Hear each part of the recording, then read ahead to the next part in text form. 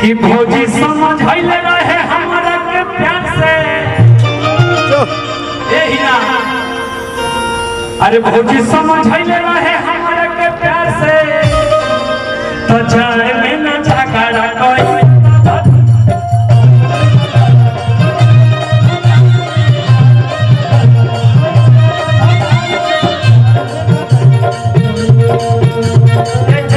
के दिन में लड़ाई करे